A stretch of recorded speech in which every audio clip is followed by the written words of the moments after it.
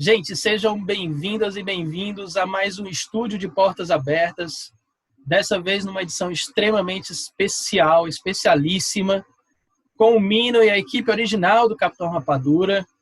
Meu amigo JJ Marreiro está aqui, meu amigo Geraldo Borges também.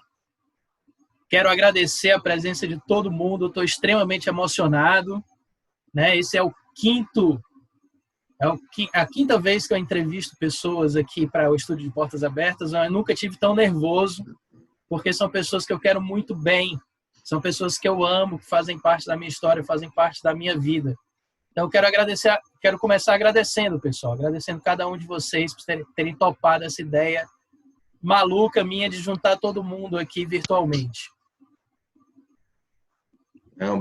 A gente agradece e obrigado porque acho que para nós três ter o Mino aqui assim nessa rapa reunião, mesmo que seja de forma virtual, é realmente uma coisa maravilhosa, porque aí me vem muitas lembranças, muitas excelentes lembranças da minha vida, e que se não fossem por elas, seguramente muita coisa boa não tinha acontecido. Então, por si só, não precisa nem ter mais nada na reunião. Só isso já está valendo. Eu também estou emocionado, igual o Daniel falou, porque é um encontro realmente maravilhoso. A gente podia ter feito isso há mais tempo, né? É verdade, Mino. Mas a então, gente agora pode faremos sempre. Vamos fazer sempre, Mino. A gente pode olhar para frente e fazer sempre. Exatamente. Eu queria agradecer a oportunidade. Não é todo dia que a gente tem essa chance de fazer essa reunião. Muitas vezes, para a gente, por conta da correria, às vezes você está tão imerso na questão da produção que você não tem um tempinho para curtir a sua própria produção ou outras produções e pensar e refletir um pouco sobre o que é essa produção, sobre o que está ligado, as outras coisas que estão ligadas à arte sequencial e aos quadrinhos, e poder conversar com mestres que me ensinam tanto, me ensinaram tanto, e é sempre uma boa oportunidade. É mais coisa que a gente vai aprendendo. Maravilha, Jota. Rapaz, além de você ser genial, você fala bem demais. Ave Maria. Você deveria estar apresentando isso aqui. Bem, gente, a minha ideia é apresentar assim, para uma nova geração um pouco da nossa história juntos, né? E muito da carreira do Mino, tá? E aí eu acho que essas duas coisas têm uma hora que se entrelaçam e aí a gente apresenta para as pessoas um pouco dessa história, né? Então, eu tenho aqui um roteirinho que eu gostaria de propor, mas a gente vai aqui bater um papo informal mesmo, e para onde a conversa, a prosa levar, a gente vai junto. Mino, gostaria de começar do início, Mino. Você é muito conhecido como cartunista, como quadrinista, como pintor, né? Mas a gente vai focar um pouco mais aqui nos quadrinhos, que foi a mídia que nos uniu. Eu queria saber como os quadrinhos entraram na sua vida, Mino. Quais quadrinhos marcaram a sua vida lá no início? Foram tantos, Daniel. Eu acho que começou com aquele Reco-Reco, Azeitona e Bolão. Era uma revista chamada Cezinho, uma revista antiga. Acho que foi um dos primeiros quadrinhos que eu tive contato. E, por sinal, eram quadrinhos nacionais, né? Isso, de um cearense. Um cearense, inclusive. Um cearense, Luiz Sá. Exato. Luiz Sá. E aí me veio a lembrança agora do Reco-Reco, Azeitona e Bolão. Mas eu fui mais marcado pelos quadrinhos americanos, né? Pelos cowboys, pelo Mickey, justamente o Mickey. E sempre acompanhava aquela vontade de ter um personagem, sabe? Mas eu diversifiquei muito, eu fazia uma coisa, fazia outra, questão de sobrevivência e aprendizado, eu tive que sair de uma coisa para outra, sempre migrando. Mas, Mino, assim, em que época, assim, mais ou menos em que idade você pensou assim, puxa, eu um dia vou trabalhar também com história em quadrinhos igual, e fazer a minha história em quadrinhos igual a essas que eu estou lendo agora. Em que idade mais ou menos ligou essa chave? Geraldo, Mais eu ou não menos. sei não. Eu sei que meus amigos de colégio diziam que isso devia ter entre 7 anos e 10 anos. Que eu fazia história em quadrinho na classe. E parece que vendia, trocava por merenda, uma coisa assim. E era umas coisas bem simples de cowboy, um cowboy correndo atrás de um trem, aquele cavalinho, aquele cavaleiro. Que massa. Coisa assim. E eu fui muito, Geraldo, incentivado pela minha irmã, porque ela não entendia nada de pedagogia, e a sorte foi essa, porque na época corria um boato governamental de que quadrinhos prejudicava a leitura. Quadrinhos gerava preguiça mental, era o que eles diziam. Isso era uma espécie de um complô da política daquela época, porque parece que o quadrinhos representava assim, um certo perigo para essas pessoas, né? O poder. E aí era proibido no colégio ter história em quadrinho. Mas a minha irmã, toda vez que ia para a rua, ela comprava quadrinhos para mim. Então eu tinha Pernalonga, tinha o Popeye, né? Tinha Tarzan, tudo quanto era revista em quadrinho ela trazia para mim. E eu fui então incentivado por ela, porque de repente eu vivi a minha infância e pré-adolescência foi essencialmente quadrinho. Só quadrinho. Tudo aqueles quadrinhos antigos, que era Capitão Marvel, que era um dos que eu gostava mais, Capitão Marvel. Fantasma. Né? Só depois de faculdade e tudo, foi que eu comecei a conhecer o Schultz, o Charlie Brown, né? Os quadrinhos mais recentes. Mas a minha infância e pré-adolescência foi toda quadrinhizada, como se diz. Estou me lembrando disso agora, inclusive. Que maravilha, Minô. Eu acho até que o Jota vai lembrar melhor, mas eu me lembro de você falar de maneira muito emocionada para a gente de um quadrinho de faroeste específico. Se eu não me engano, chamado Pecos Bill. Pecos Bill. Olha, foi a melhor história em quadrinho. Eu tenho essa coleção ainda e está à disposição de vocês, se vocês quiserem, que é uma revista fantástica, fantástica, fantástica. Aquela, assim, ela povoou a minha adolescência. Os meus amigos do colégio compartilhavam era semanal ou era quinzenal. E os desenhos espetáculos, vocês iriam adorar o Pecos Bill. Depois eu soube que nem era produção americana. Parece que eram os desenhistas italianos que fizeram a melhor história do oeste americano, foi feita por eles, para esse Pecos Bill. Ele não usava revólver, ele era o rei do laço. Ele era baseado numa lei do Texas, que era um cowboy que andava, quando tinha um furacão, viam ele do cavalo dele correndo nas nuvens. É uma lenda.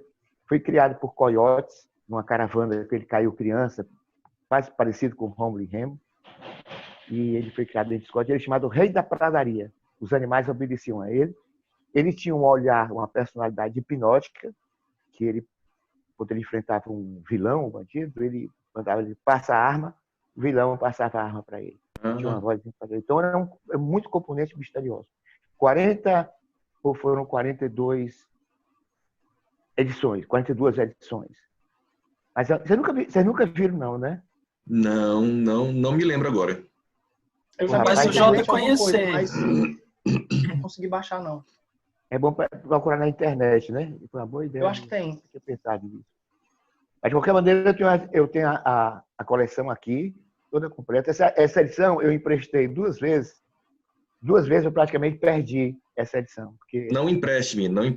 E aí, ninguém devolve, né? Mas aí eu fui atrás. A minha aventura na história do Pecos Bill foi resgatar a minha coleção 2 vezes.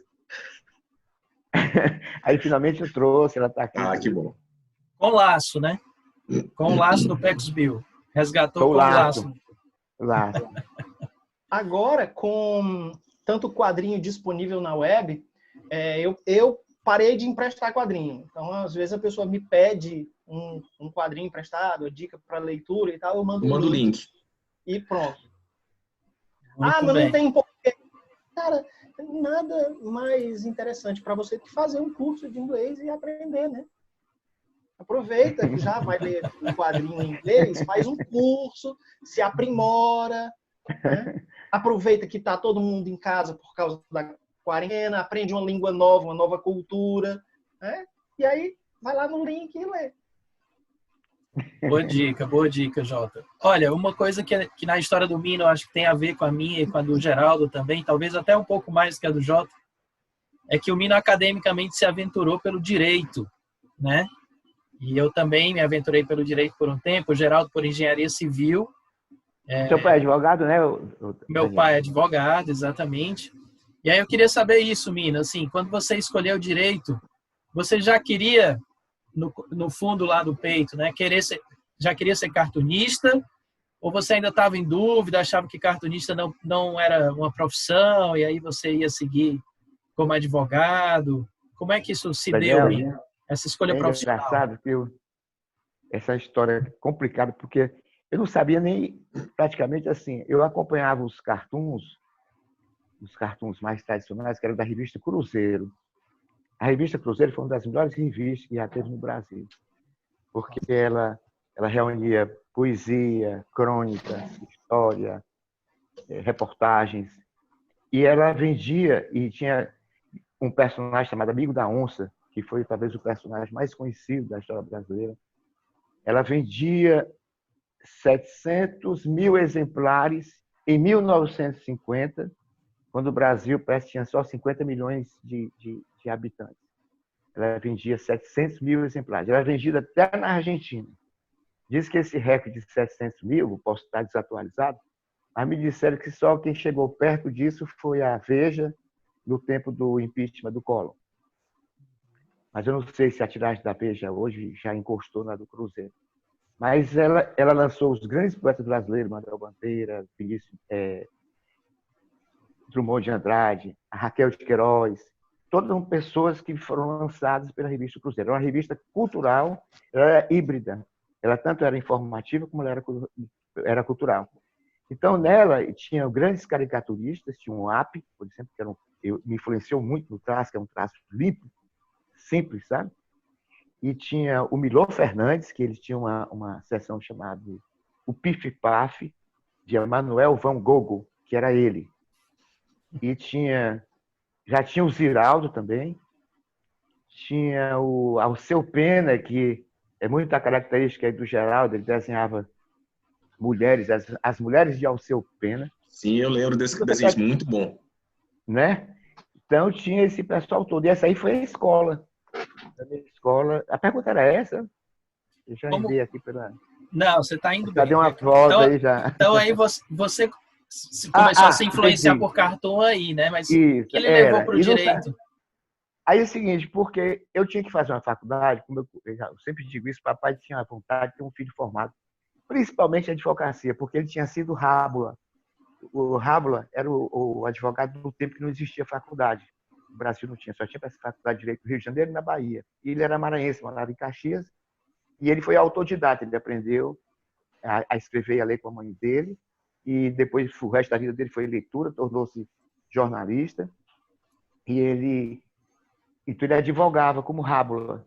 Então, o sonho dele era ter um filho formado, e evidentemente seria um filho no ramo do direito, né? Mas aí, o que aconteceu? Eu assistia filme com ele na televisão, típica televisão da preto e branco, sobre os grandes, aquele O Vento Será Tua Herança, que são filmes de tribunal americano, que é muito charmoso, né? Dá gosto de ter um advogado dos Estados Unidos, né? O meritíssimo não é diferente daqui, essas coisas todas. E aí eu me empolgava com ele também, nessa parte de criminal. E aí, quando eu terminei o científico, eu fiquei sem saber o que fizesse. Aí um amigo meu, o Aziz Gereissati, ele disse, Hermínio, né, que me chama Hermínio, rapaz, tu tem que fazer vestibular esse ano, porque no próximo vai entrar matemática. Até aquele dia, a matemática entrava com peso mínimo, acho que tirasse um, passava. E aí eu fui, me inscrevi na faculdade, e foi uma das coisas mais bacanas que eu fiz na minha vida, porque foi lá que foi a minha escola de arte, foi lá no direito, né?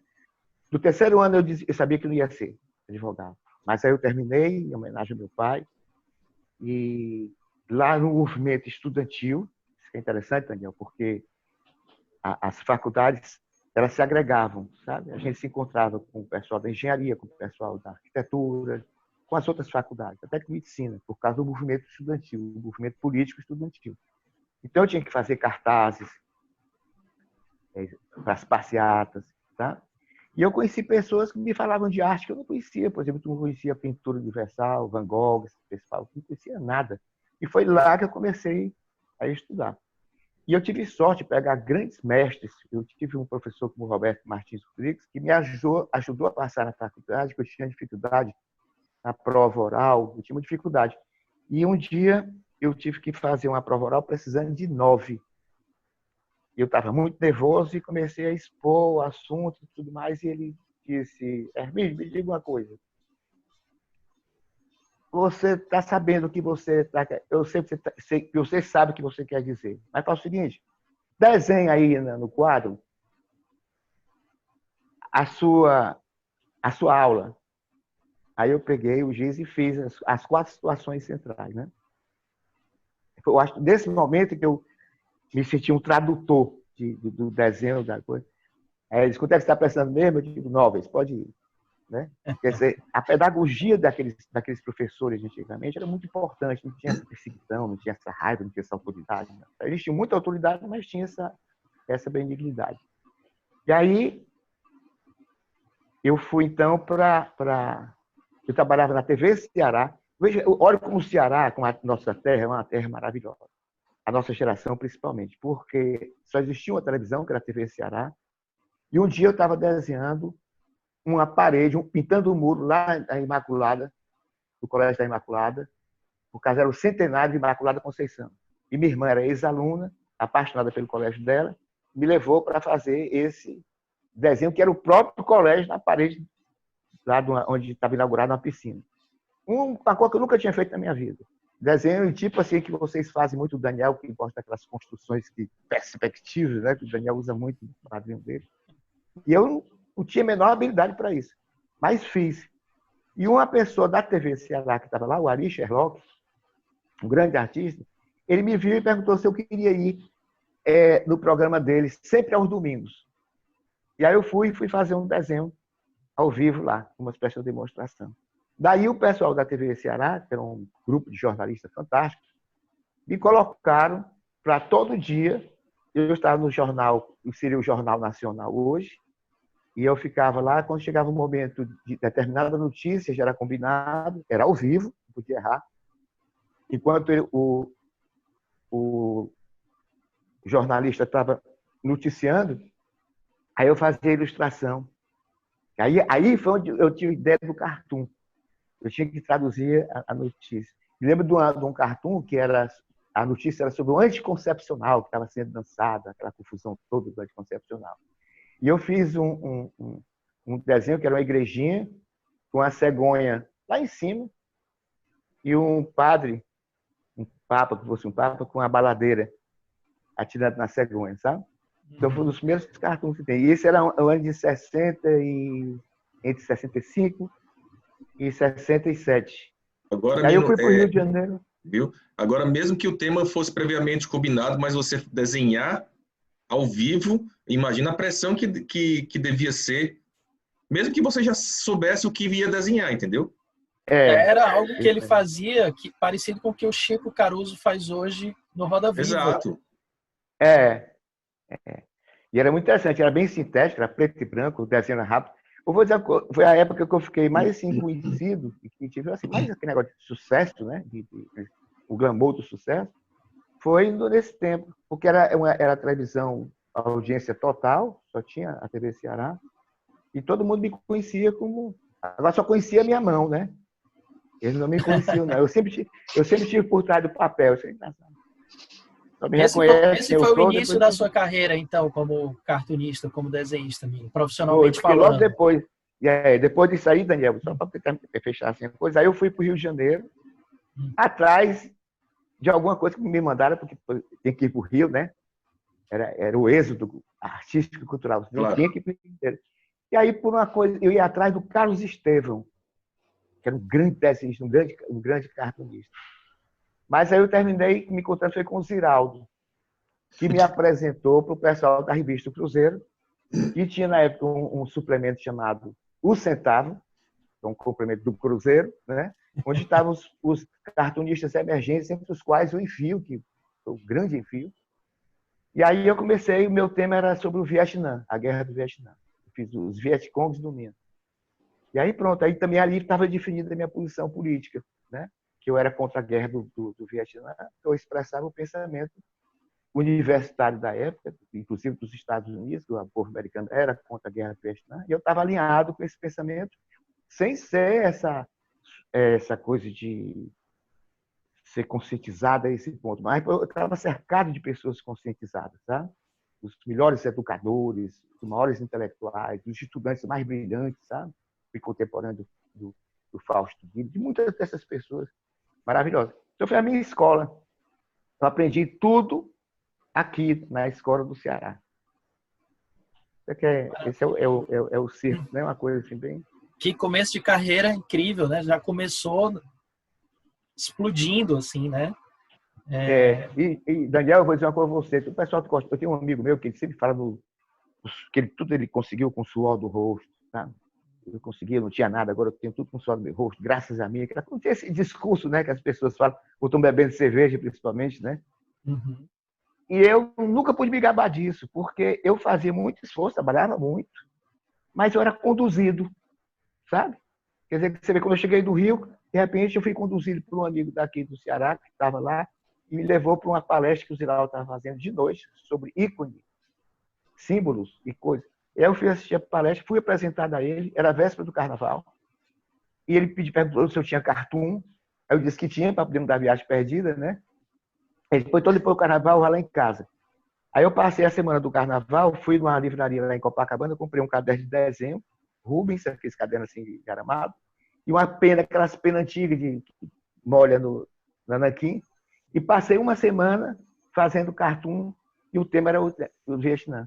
E levei para ele. Meu desenho, Daniel, era tudo miudinho. O Geraldo ficou assim encantado, porque dizia assim, parece um chinês, bem pequenininho os desenhos dele, né? Aí me mandou para o Cruzeiro. Na revista do Cruzeiro, olha que loucura, eu deixei um caderno que eu tinha feito durante o carnaval lá para participar, e peguei o pessoal da redação do Cruzeiro, gente muito boa aquele pessoal. E voltei para Fortaleza, que eu estava namorando com a Inês, a paixão do mundo, ela queria ficar no Rio de Janeiro. O Rio de Janeiro era uma cidade maravilhosa, mas para mim não era, né? Era só um antro de saudade, né? Aí eu voltei e deixei. Sim, aí tem uma coisa interessante. O meu nome é Hermínio, né? Como vocês sabem. Mas quando eu levei o desenho assinado por Hermínio, aí o Ziraldo olhou assim e disse: rapaz, isso não, cearense, isso aí não é nome de cartunista, não. Você não tem um apelido, não? Mínio, assim. Eu digo, rapaz, meu apelido em casa é Mino. E, rapaz, você com um nome desse, assim de Mino. Aí eu passei a assinar Mino. Quando eu voltei, que eu deixei o estoque de desenho lá, toda semana era como se eu estivesse no Rio. Estava vindo a revista com os meus desenhos. Durou acho que 1 ano ou 2. E aí os meus amigos da faculdade disseram, rapaz, tu disse que foi para o Rio para fazer desenho, está no Cruzeiro. E, não, que o nome agora é Mino. Aí eles começaram a entrar no deboche. Nesse ponto aí tinha um preconceito, né? Mino, não sei o quê, mas lá, nomezinho, não sei o quê. Aí eu cheguei para a Inês, eu acho que eu vou botar para o meu nome mesmo, porque a turma da faculdade está levando a brincadeira. Eu disse, não leve na brincadeira, não. O nome é esse mesmo, eles é que são apestados. Aí eu conservei o nome Mino, né? Quer dizer, eu ganhei um nome de presente 2 vezes, porque eu fui chamado de Mino pelo meu sobrinho, que era da minha idade, meu grande amigo de infância. O nome dele era Haroldo. Então, eu chamava ele, aquela corruptela de criança do Cebolinha, eu chamava ele de Lodo. E ele me chamava de Mino. Então, foi esse apelido infantil que se eternizou, né, Mino? Se eternizou. Inclusive, você já fez vários quadros, várias obras com o seu próprio nome ali, como um ícone também visual, né? Porque não é só sonoro, né? Visualmente, você criou também algo muito bonito. Daniel, sabe como foi que eu aprendi a pintar quadro, artes plásticas? Quero saber. Na faculdade de Direito, eu me sentava ao lado da Dulcina Palhando, que é tia da minha mulher, da Inês. E na época eu era apaixonado pela Dulcina. Eu ficava sempre sentado ao lado dela, olhando para ela, quase não assistia a aula. E fazia ela desenhava de todo jeito. E um dia, ela conversando comigo, ela perguntou se eu conhecia o Van Gogh. Aí eu disse que conhecia, sem conhecer. Nessa época não tinha cultura universal, né? E ela disse, depois faça um quadro dele, eu gosto tanto daquele estilo dele, do ciprés. Olha, não tinha internet nem nada, mas, por sorte, a editora Abril estava lançando Os Mestres da Pintura. E aí eu peguei o Van Gogh, aí peguei um quadro do Van Gogh, que era o ciprés, aqueles contorcidos, fui no centro da cidade, no Epitácio, que vendia tinta a óleo, Sim, sim. sem um tostão no bolso, porque naquele tempo não tinha um tostão, parecido com hoje, mais ou menos. Mas aí a Carlita, que era uma mocinha que atendia no balcão, ela tinha uma simpatia comigo, porque ela via em mim o artista assim, que ela projetava. Ela era de uma balconista de uma loja de pintura, eu acho que ela identificou, e deixava afiado. E aí eu levei as primeiras tintas para cá e comecei a olhar para o Van Gogh, aí comecei a ver os pigmentos, como é que ele fazia, e copiei. Foi um quadro que eu mesmo me assustei por ter feito. E aí eu entrei na parte da pintura, porque aprendi com o mestre copiando. Eu digo que muitas pessoas, copiar é um aprendizado, né? O modo que você copia a natureza, como você copia a coisa, né? E a gente... Sem dúvida, sem dúvida. Que legal, menino, que legal. E lembrei disso agora, rapaz, mas é engraçado, né, que a gente vai... Mas o bom desse papo é isso. Aqui a gente está para renascer lembranças boas, menino. Com essa pandemia, eu entrei muito assim, eu acho que vai acontecer isso com vocês também, né? A gente entra muito na gente para dar solidão, por causa do isolamento, né? Há um crescimento interior muito forte, né? Até doloroso um pouco, porque vem coisas que você já tinha esquecido, de repente você se lembra de amigos lá da onde, de episódios fantásticos, aí bate a saudade que dói também, coisas que você não pode recuperar, né? Você se sente ingrato com certos amigos que ficaram para trás, que você foi. Então, o WhatsApp nunca usei tanto. Viu, Mino? Uma coisa que eu acho que essa pandemia vem mostrando é que, ao contrário de muita gente que pensa que arte é uma coisa menor, é uma coisa que não é tão importante, é uma coisa supérflua, vamos assim dizer. Não estou dizendo que não tem as coisas essenciais, financeiramente falando, e as coisas supérfluas. Mas a pandemia vem mostrando que a arte tem sido cada vez mais importante, porque as pessoas, para passar esse tempo difícil, têm recorrido cada vez mais à arte, à música, às artes plásticas, aos quadrinhos, à literatura, né? Se não fosse a arte, eu não sei como é que as pessoas estariam hoje. Tá tudo doido. Sem dúvida. Mira, eu quero levantar uma lembrança boa aqui, uma lembrança importante para todos nós, porque sem esse fato, talvez a gente não tivesse criado a Rapa Equipe, que foi a lembrança da criação do Capitão Rapadura, Mira. Né? A lembrança. Pelo que sei, foi em 73, é isso? E eu queria que você contasse pra gente como é que você criou esse personagem. Você lembra desse dia, Mino? Daniel, me lembro pelo seguinte, eu vinha desenhando do Capitão Rapadura, eu não sei como é que o nome do Capitão Rapadura chegou. Eu não sei explicar. Eu sei que de repente era Capitão Rapadura. E o traço, uma hora ele era infantil, uma hora ele era um adulto. A primeira aventura do Capitão Rapadura é uma aventura bem... A origem dele era assim, bem adulta, não era infantil, nem quando era adulto, um negócio assim, com as coisas do regionalismo, essas brincadeiras, né? Mas aí eu não conseguia, eu ficava todo o tempo nos intervalos do meu trabalho, eu sempre desenhava, ia atrás dele, mas nunca encontrava o traço ideal. Um dia, aí você que vai me dizer a data, eu estava no telefone e quando estava rabiscando, aí surgiu o Capitão, como ele é mais ou menos hoje. E aí eu fiquei empolgado. Digo, achei, encontrei, né? Eu não sei se foi nesse mesmo dia, na mesma semana, no mesmo mês, que eu fui convidado para ir para a casa do Ricardo e da Beth. Aí lá, quem eu encontro? Daniel Brandão. Quando nós conversamos, eu sabia que você era desenhista, eu acho que eu falei do Capitão Rapadura, eu acho que deve ter mostrado uma coisa assim. Foi nesse momento que nós marcamos um encontro, um mês depois, parece que era março e abril, uma coisa assim. Um mês depois, nós nos encontramos. Então, foi graças a esse encontro com você, e depois com o Geraldo, com o JJ e o Valde Júnior também, né? que nós formamos essa RAP aqui e que foi possível, como é que se diz, viabilizar o Capitão Rapadura. Se não fosse vocês... Outra coisa importante, Mino, é que fazia muito pouco tempo que eu tinha conhecido o Daniel. Muitíssimo pouco tempo. E eu acho que o Daniel já conhecia o Jota de outra, da oficina de quadrinhos, mas eu não conhecia os dois. Então fazia muito pouco tempo. Você comentou essa questão de ser guiado. Acho que o universo, na verdade, você estava em sintonia com o universo e a coisa foi conspirando para que acontecesse da forma mais natural possível. Mágica, né? Foi mágica. Mágica, exato. O nosso encontro foi mágico. Foi em 96, Mino. 96. Foi 96, né, Daniel? Isso, 96. E você criou em 73, né? Eu acho muito curioso que um personagem que você criou em 73, segundo suas palavras, tomou a forma assim mais definitiva em 96. Então são muitos anos depurando um personagem, né? Pensando nele, criando versões dele, né? Até você, como artista, olhar e dizer, é isso. Eu acho isso um exemplo legal de frisar, porque, especialmente quando a gente vê jovens criando personagens, eles são muito ansiosos, às vezes, né? Para chegar em resultados definitivos. E você vê que a gente não tem muito controle sobre isso, né, Mino? Pode vir definitivo, mas pode demorar também, né? A gente não tem muito controle. Concorda? Teve que nascer a Liz, né? É isso aí. Então, realmente, assim, lembrando também dessa data, né? Eu queria deixar aqui marcado, eu acho que foi a armação, Mino, esse nosso encontro. Foi a armação da Beth, da minha sogra. Eu acho que foi ideia dela. Eu acho que foi ideia dela, né? Ou do seu Ricardo, né? Nunca saberemos, porque eles não assumem. Eles não assumem. Ali é uma simbiose, ali não dá para separar, não. Não dá, não dá. E aí eles me convidaram para esse jantar sabendo que você iria, né?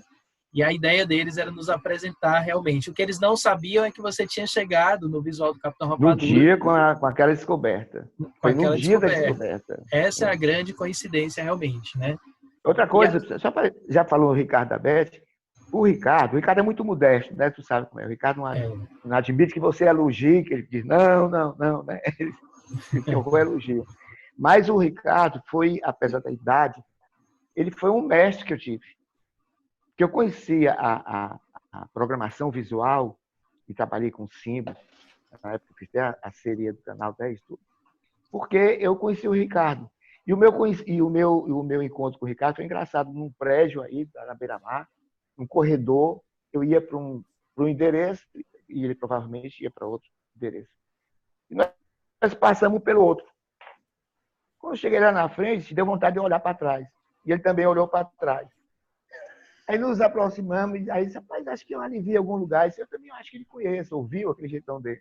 Ficamos amigos daí. Veja como são os encontros, né? Então, realmente, a vida é mágica. E outra coisa, Daniel, a gente aprende uma coisa, chama-se processo de conscientização.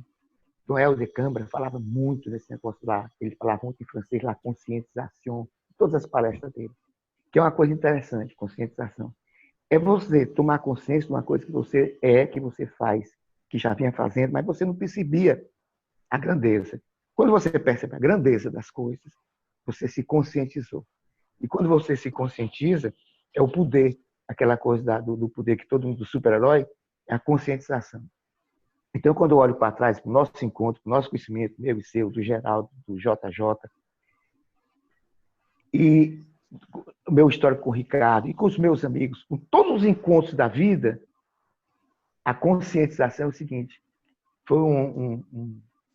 foi tudo muito bem arquitetado, sem invadir a liberdade de ninguém, o destino se cumprindo.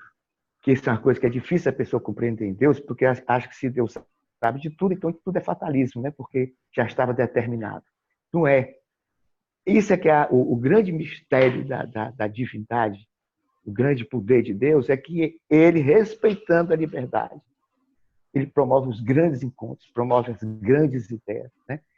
Faz a criação do mundo, que é o Espírito Santo, como a Igreja Católica chama, né? Que os apóstolos tiveram que mostrar para a humanidade que existe um Espírito Santo ainda criando, ainda renovando a face da Terra. E nós fazemos parte desse projeto. E os pontos Porque se ligam, né, Mino? Os pontos se ligam. se liga, o que juntou os Beatles? Se você não tivesse criado o Capitão Rapadura em 73, não tivesse conhecido o seu Ricardo num corredor de um prédio comercial, não tivesse virado sócio dele, né? Eu tive o privilégio de ver uma relíquia, uma coisa histórica, que era uma página cultural que você, o seu Ricardo e a dona Beth, a minha sogra, que é jornalista, escrevia, se eu não me engano, na Tribuna do Ceará, com um visual revolucionário para a época. Traçado. Isso, revolucionário, com artes suas, com a logomarca sua, né? Então, era traçado, não? Se esse encontro, se esses trabalhos não tivessem acontecido, nós aqui não estaríamos juntos, né?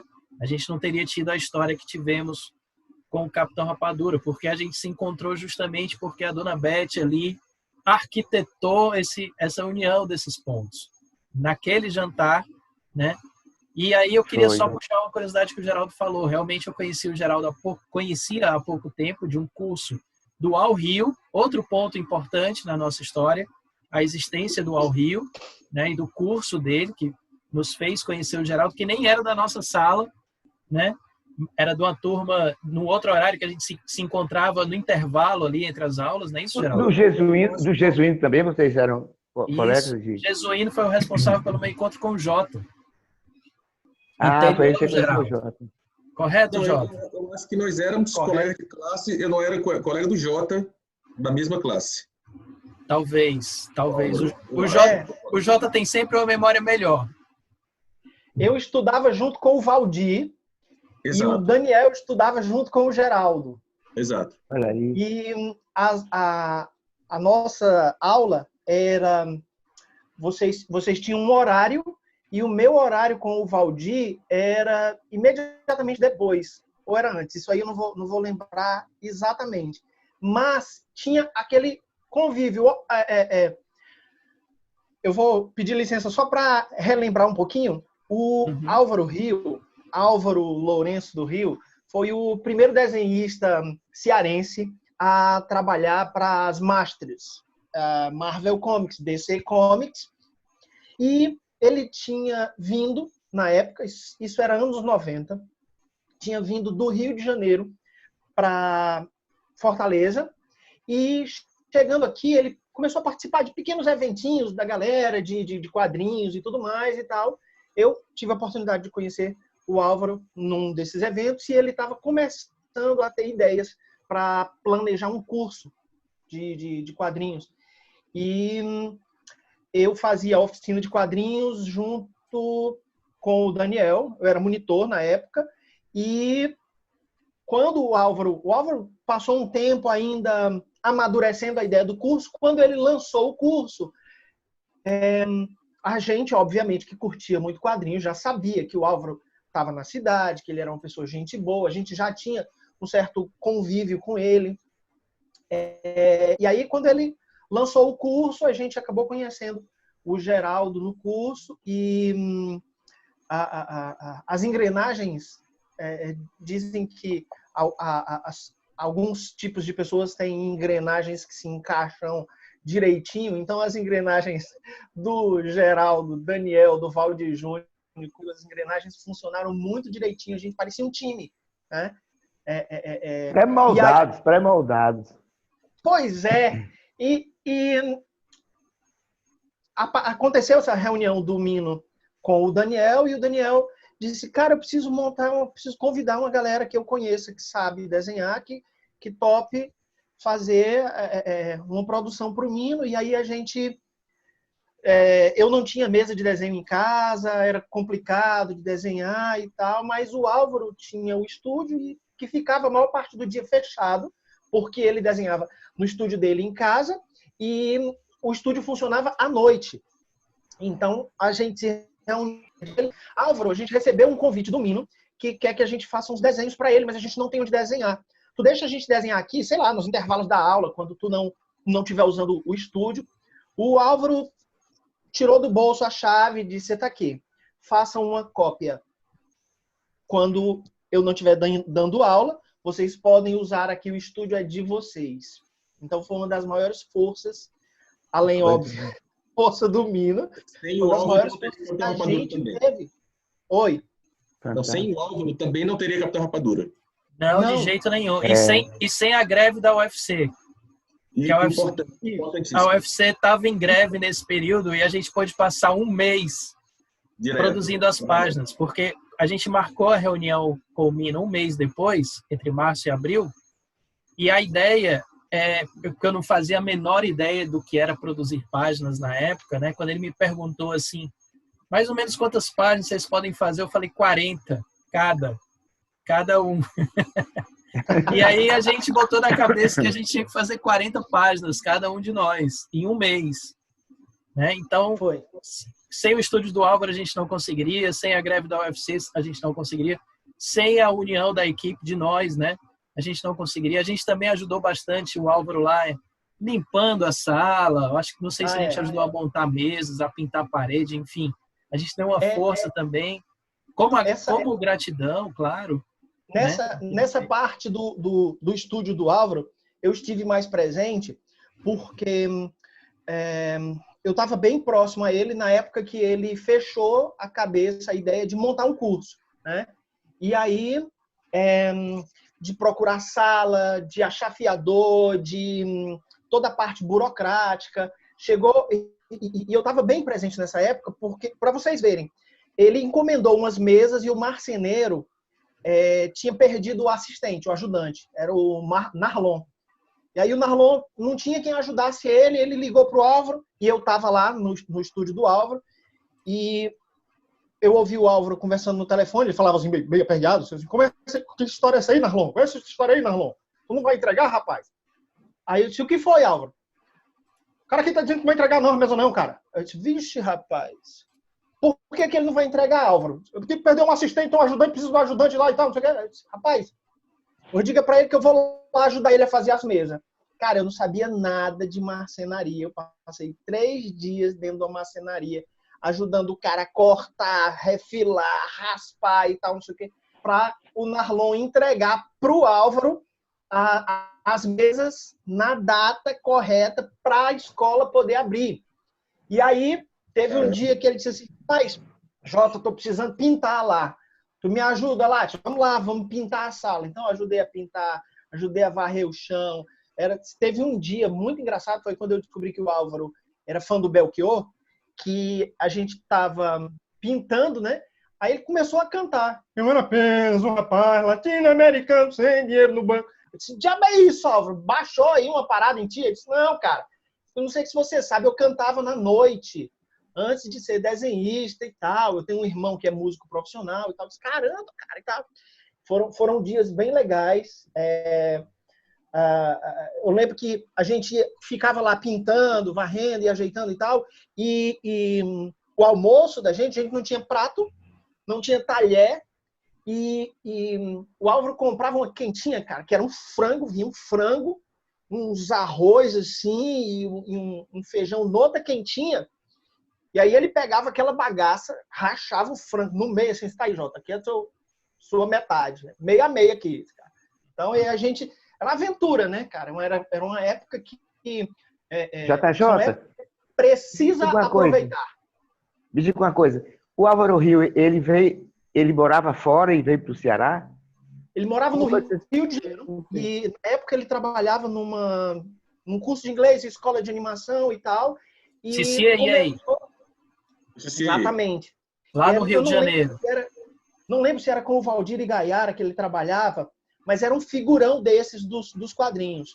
Fez quadrinho da Xuxa nessa época. Exatamente. E aí, nessa época, o Elcio de Carvalho estava montando a Arte Comics e começando a agenciar desenhistas brasileiros para o mercado americano. E aí tem a história do Marcelo Campos, do Otávio Cariello, do Roger Cruz. Todos esses caras estavam nessa primeira geração de artistas. O Mike Deodato e o Álvaro Rio, que era representante do Ceará lá, o cabeça chata que estava lá no meio dos figurões. E apareceu a oportunidade dele vir para Fortaleza e ficar trabalhando aqui em Fortaleza e enviando por Sedex as páginas dele. né? E aí ele aproveitou toda essa situação. Aí tu conheceu ele quando? Quando foi que você conheceu ele? Como foi que você conheceu ele? Foi por volta de 95, mais ou menos, 1995. Não, eu digo assim, como foi?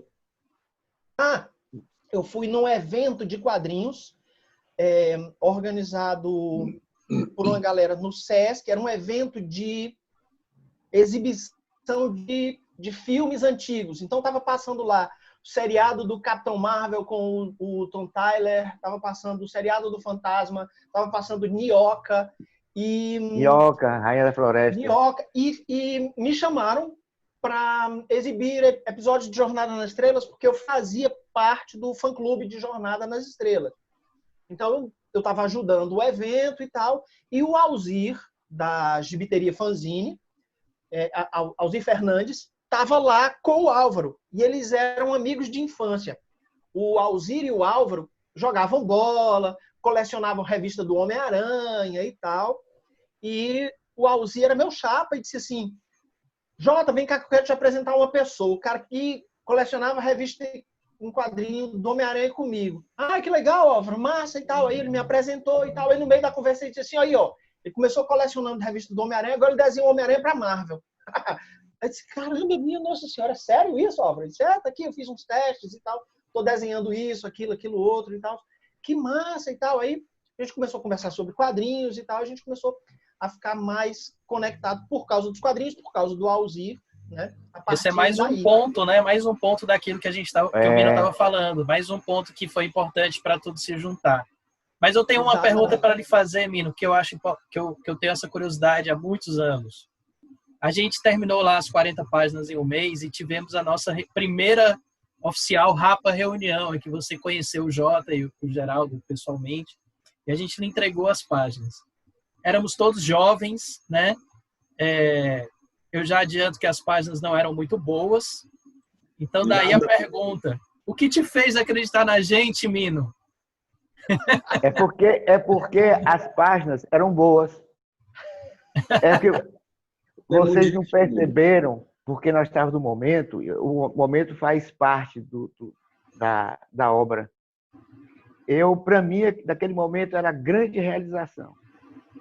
Aqueles traços de vocês, eu não conseguiria fazer. Veja como são as coisas. De repente, você se achava como se fosse aprendizes, né? E naquele momento em que você já estava apresentando trabalho, eu já estava me tornando aprendiz de vocês. Vocês já estavam a um passo na frente. Porque eu jamais conseguiria fazer esses desenhos que vocês fazem. O desenho, a arte é uma coisa variada, né? E tem um estilo da gente. Aí tem, por exemplo, quando eu vejo a Mulher Estupenda, quando eu vejo essas da Vogue, né, que você está fazendo agora, essas mulheres lindíssimas, quando eu vejo o traço da Alice, o Daniel está ficando afiadíssimo, a admiração vem muito mais pelo fato de eu não saber fazer. Quando você não sabe fazer uma coisa que o outro faz, você tem dois caminhos, né? Ou invejar ou se maravilhar. Então, o grande é passar rapidamente pela inveja e ficar no maravilhar, certo? Eu acho maravilhoso, então você passa a admirar e você passa a incorporar aquilo no seu mundo. Então, por exemplo, é gostoso quando vejo aquelas mulheres que tu está fazendo agora, Geraldo. É Vogue, né? Vogue, sim. Na verdade, eu estava treinando figura feminina porque eu estou trabalhando numa revista agora que as protagonistas são mulheres e eu tenho muita dificuldade de desenhar mulher. Assim, eu tenho uma dificuldade, não sai muito natural. E aí eu decidi passar uns dias treinando e aproveitei e inventei essa série da Vogue só como desculpa para treinar a figura feminina. É muito legal, Geraldo. Você nem imagina, né, Daniel, por exemplo, que eu sou admirador do seu traço da Liz, né, do personagem. Eu estava pensando, assim, agora essa semana, depois do convite, você já tem que pensar nessa menina em inglês para poder... Ela é personagem universal. O JJ nem imagina como eu gosto da Mulher Estupenda. Já sinalizei várias vezes, botei na capa da revista e tudo mais. A Mulher Estupenda. Acho que assim, até o nome é fantástico, né? E do Geraldo da coisa, da Liz. Quer dizer, você, de repente, naquelas 40 páginas que vocês trouxeram, já tinha sido construído é o alicerce, a base do Capitão Rapadura real, no mundo dos quadrinhos. Porque o meu traço é cartoon.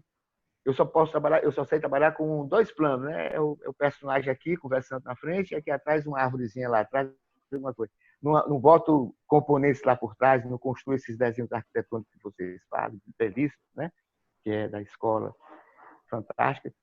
Então você vê como era a admiração, era mútua e vocês não tinham percebido. Eu estava super feliz que tinha encontrado a equipe, as pessoas certas que iam fazer isso.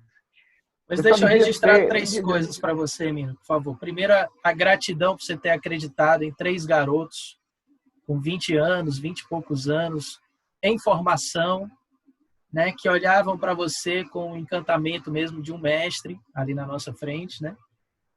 Esses 3 garotos, nessas 40 páginas, tentaram, de maneira hercúlea, copiar seu traço. E nenhum conseguiu.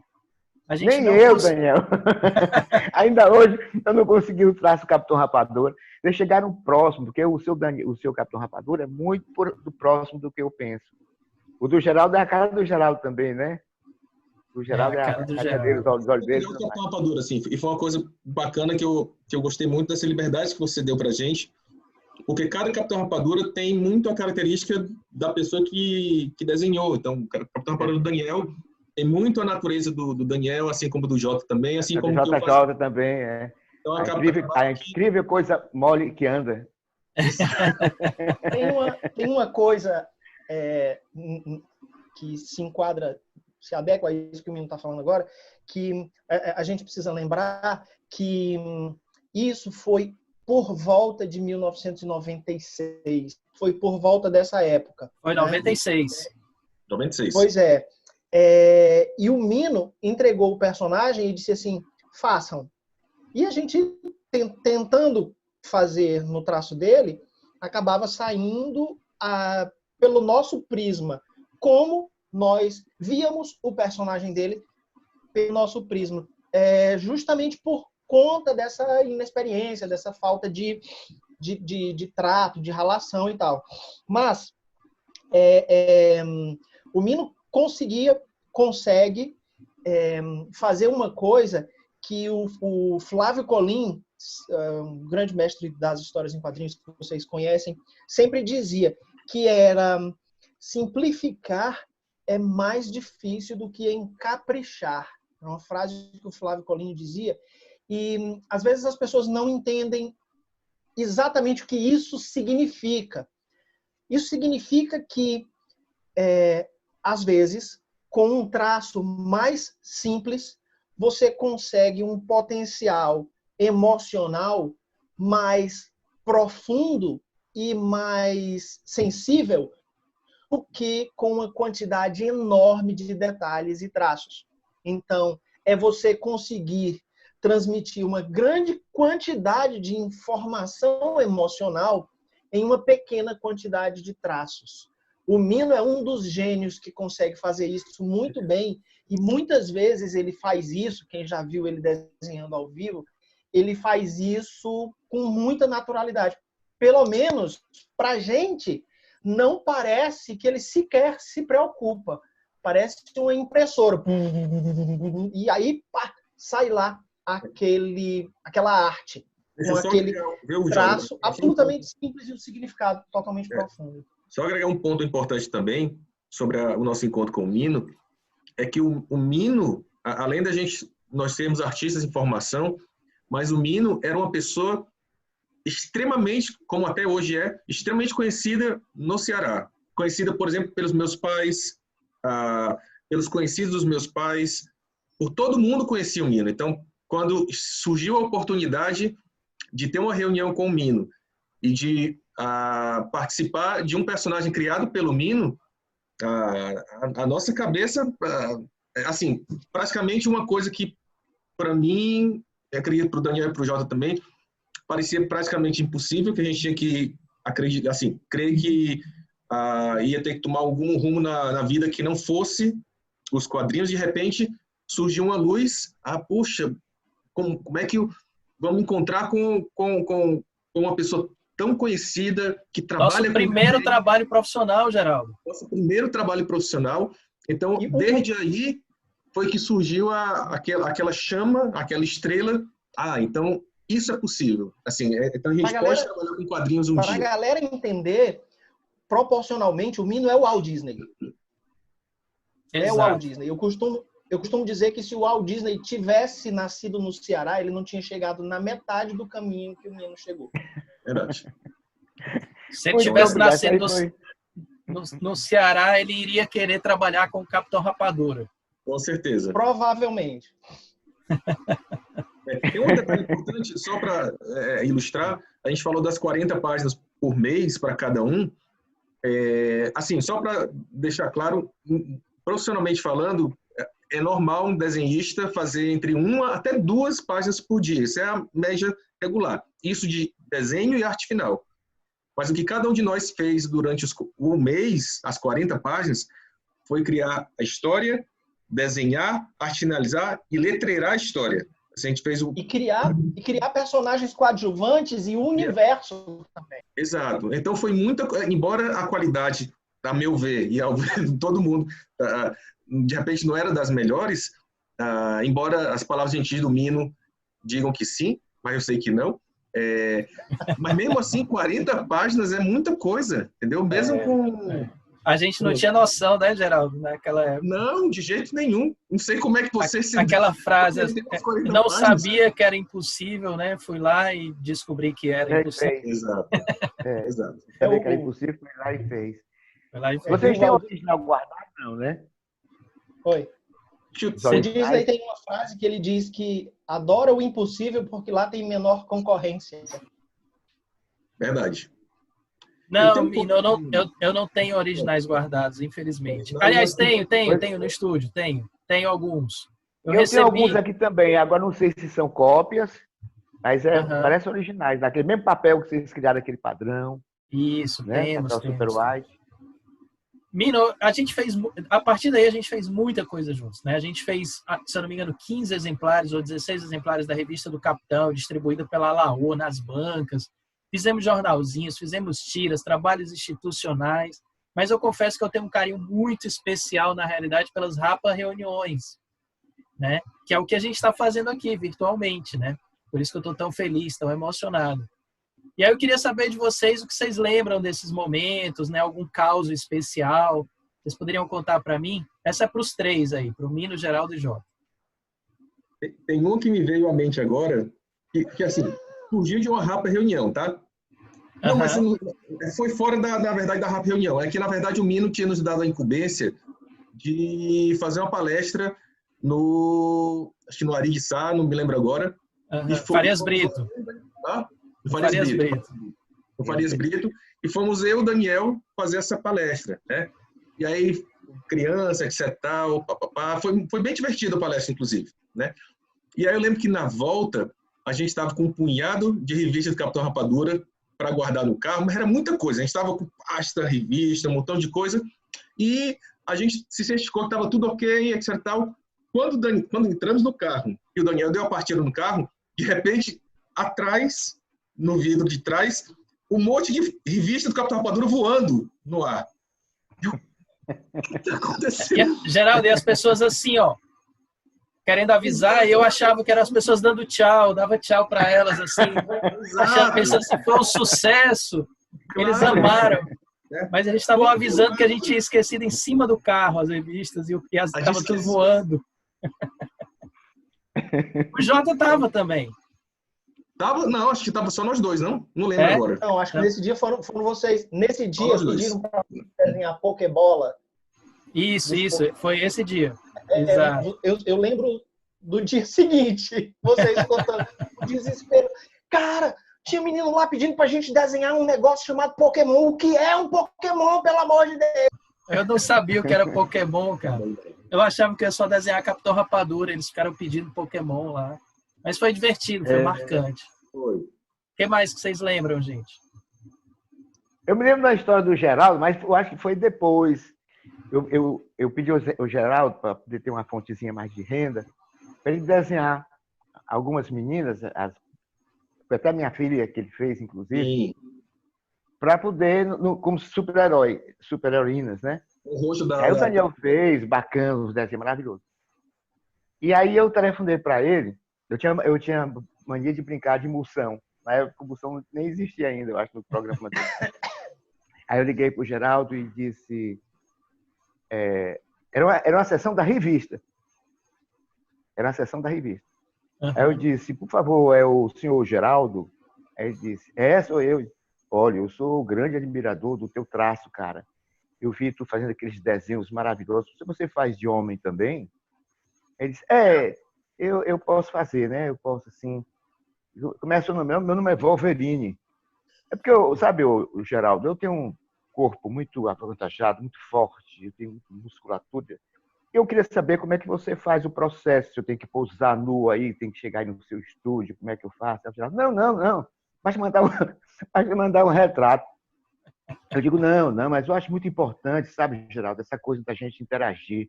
Porque, por exemplo, como é que você vai saber que os meus bíceps, né, os meus músculos, assim, eles ressaltam, e há essas protuberâncias do corpo, ok, Geraldo? Não dá para fazer isso? Pelo telefone. Aí o Geraldo, não, assim, o senhor pode ficar em casa mesmo, mande um retratinho assim com detalhe. Não, Geraldo, e a interação que é tão importante na arte? Isso aí eu vou ver aqui como é que faz. Não, Geraldo, vamos marcar direitinho. Eu posso também só de sunga, não tem problema. Aí ele disse, rapaz, eu gostaria, sabe? Mas a sessão acabou, a revista. Não existe mais a sessão. E sou eu, Geraldo, vindo. É muito bom essa. Lembra de alguma, Jota? Eu lembro que o processo da reunião ajudava a gente na concepção das histórias que a gente ia produzir.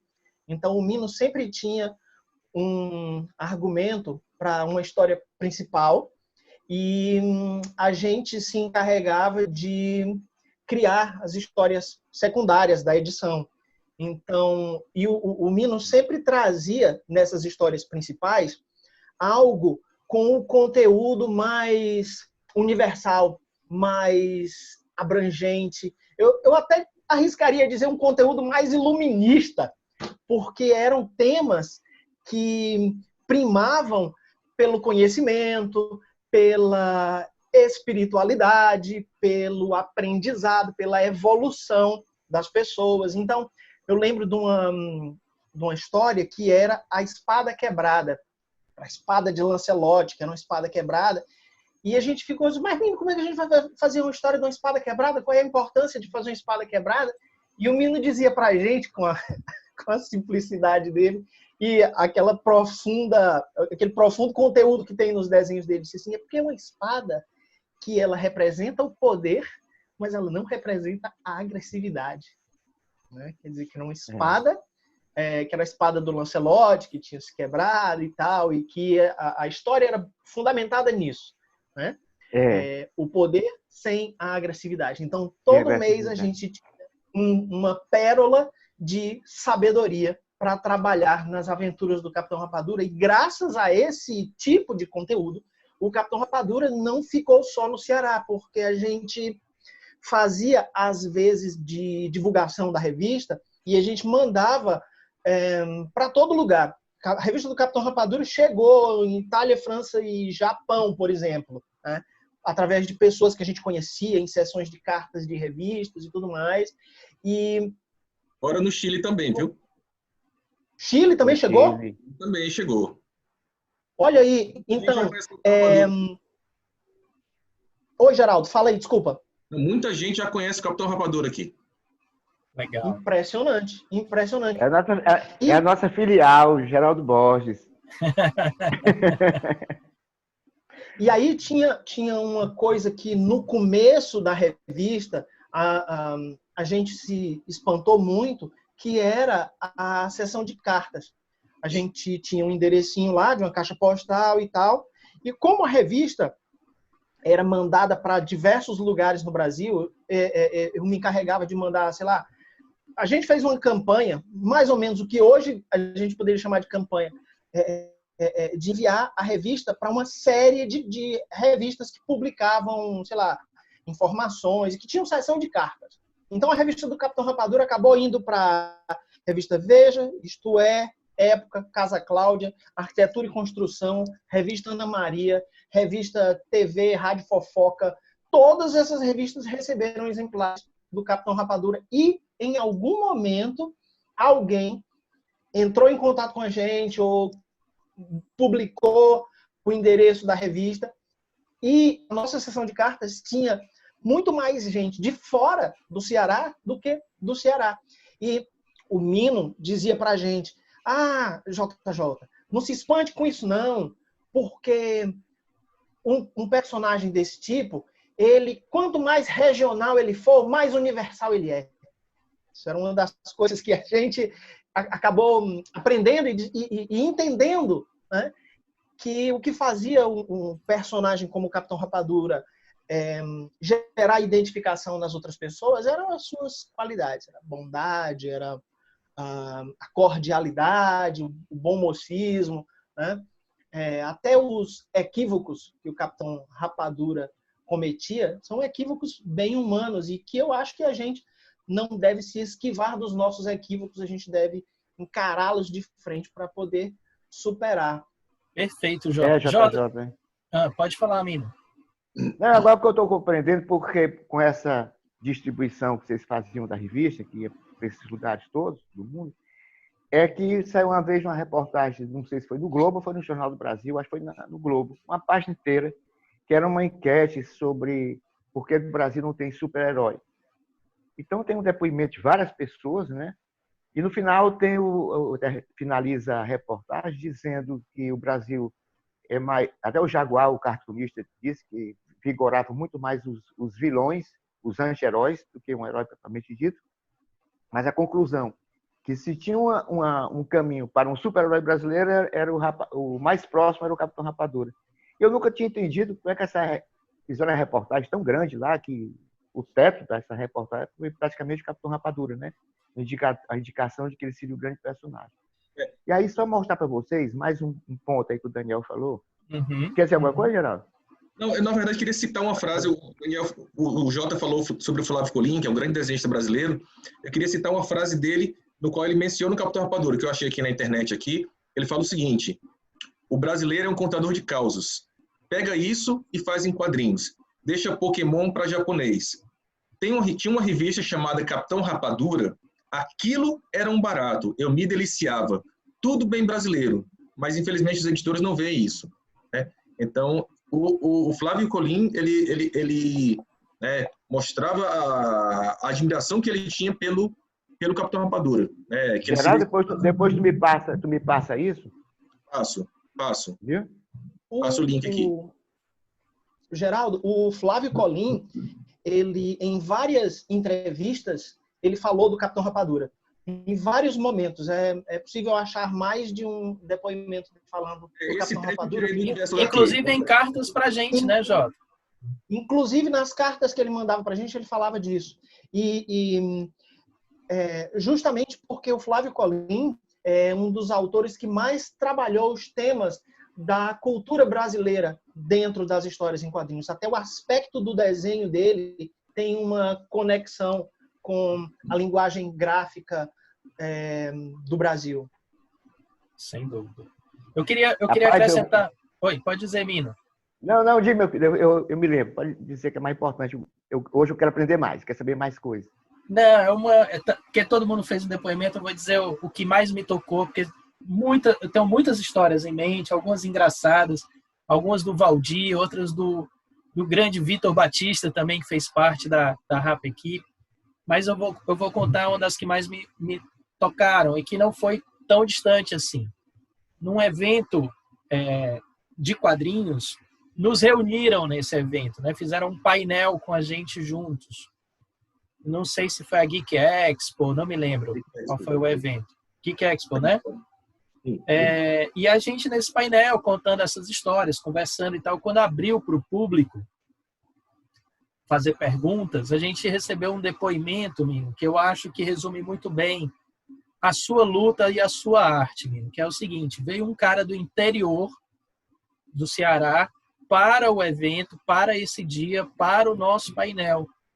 porque ele queria dizer para você, Mino, e agradecer que ele aprendeu a ler com o Capitão Rapadura, que chegou na escola dele.